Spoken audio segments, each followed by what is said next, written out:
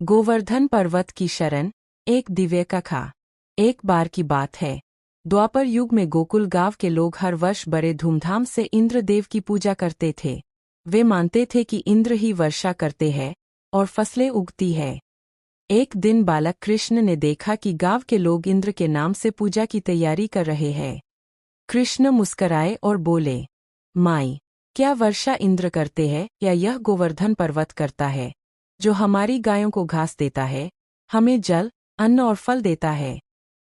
सब लोग चकित रह गए। कृष्ण ने कहा, इंद्रदेव को नहीं, हमें तो अपने गोवर्धन पर्वत, गौ माता और धरती माता की पूजा करनी चाहिए। गोकुलवासियों ने कृष्ण की बात मानी और इस बार इंद्र पूजा के स्थान पर गोवर्धन पर्वत की पूजा की। उन्होंने अन्नकूट के रूप में सैकड़ों प्रकार के पकवान बनाकर पर्वत को अर्पित किए। इंद्रदेव को यह बात अपमान लगी। उन्होंने क्रोधित होकर कहा, इन गोकुलवासियों को मेरे बिना वर्षा की कीमत समझाऊंगा।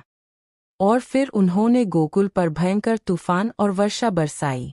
आकाश में बिजली कड़की, नदियां उफनने लगीं, घर बहने लगे। तब सब लोग भागते हुए कृष्ण के पास आए। गोपाल, हमें बचाए। कृष्ण ने मुस्कराते हुए कहा, डर मत, गोवर्धन पर्वत हमारी रक्षा करेगा। उन्होंने अपनी छोटी उंगली पर पूरा गोवर्धन पर्वत उठा लिया और सब गोकुलवासियों, गायों, बछड़ों और बच्चों को उसके नीचे आश्रय दिया। 7 दिन तक वर्षा होती रही, लेकिन किसी का बाल भी बांका नहीं हुआ। आखिर इंद्र को अपनी गलती का एहसास हुआ। वे श्रीकृष्ण के चरणों में झुक गए और बोले, प्रभु, आप ही सच्चे देव हैं। मैंने अहंकारवश आपका अपमान किया।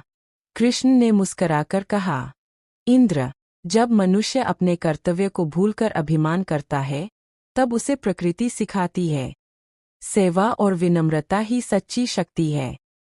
उस दिन से गोकुलवासियों ने प्रतिवर्ष गोवर्धन पूजा मनाना शुरू किया, जहां अन्नकूट बनाकर, गौ माता की सेवा कर और गोवर्धन पर्वत की परिक्रमा कर भगवान कृष्ण के उपकार को स्मरण किया जाता है। कहानी का संदेश। सच्ची पूजा वही है जो प्रकृति, पशु और मानव, सबकी रक्षा का संकल्प दे। अभिमान नहीं, सेवा और प्रेम ही भगवान तक पहुँचने का मार्ग है।